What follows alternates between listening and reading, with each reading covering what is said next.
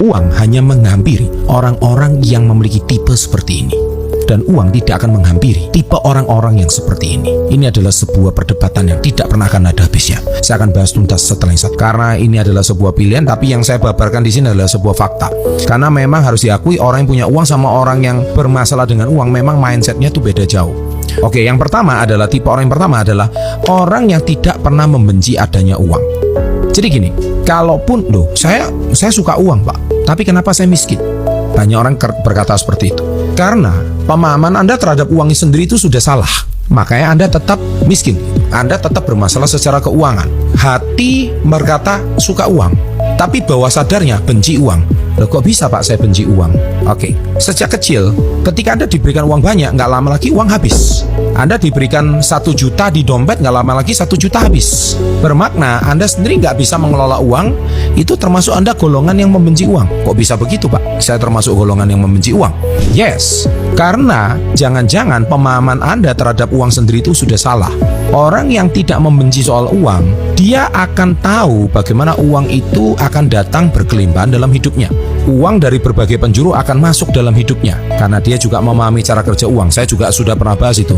Pahami 5 cara kerja uang, Anda akan paham.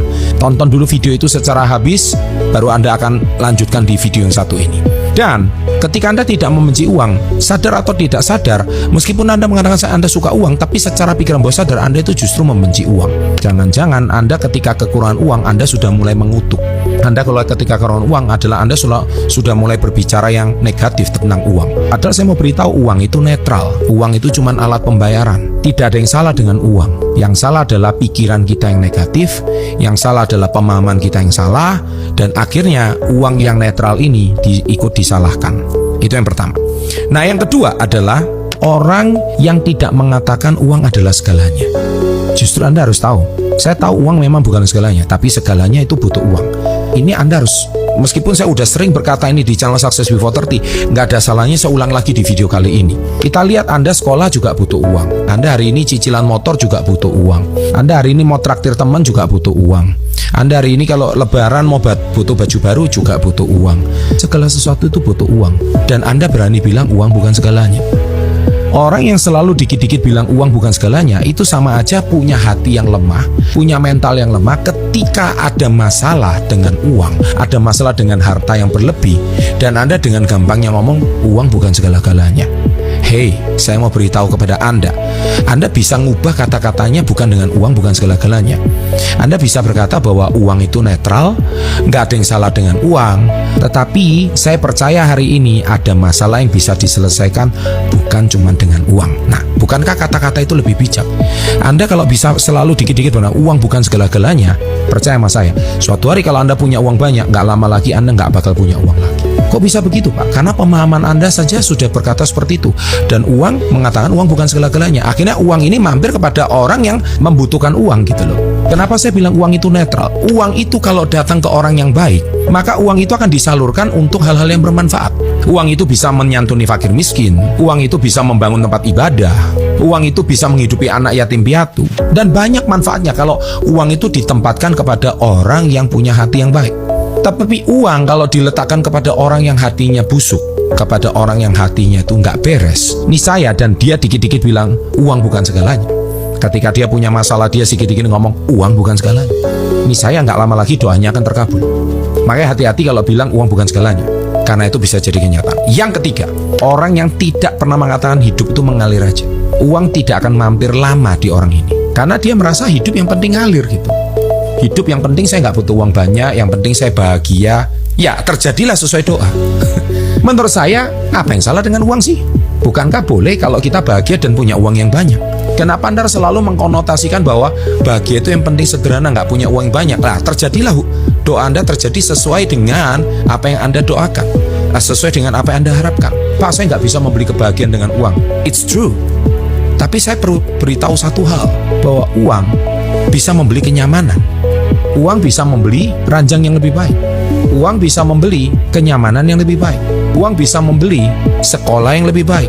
Uang bisa membeli segala hal yang tidak bisa Anda dapatkan tanpa uang. Jadi kalau menurut saya yang benar gimana? Yang benar adalah punya uang dan bahagia. Ya rugi dong kalau Anda memilih bahagia nggak usah punya uang gitu. Karena uang bukan hidup yang penting mengalir aja, terjadilah sesuai doa. So hati-hati. Kalau Anda hari ini mendefinisikan sesuatu, maka uang, kalaupun suatu hari Anda dititipkan uang lebih banyak, nggak lama lagi uangnya akan habis lagi. Karena pemahaman Anda seperti itu. So hati-hati. Jadi lebih baik afirmasinya adalah punya uang banyak dan bahagia. Boleh kan? Yang keempat, uang akan lari kepada orang yang menyukainya, bukan membencinya.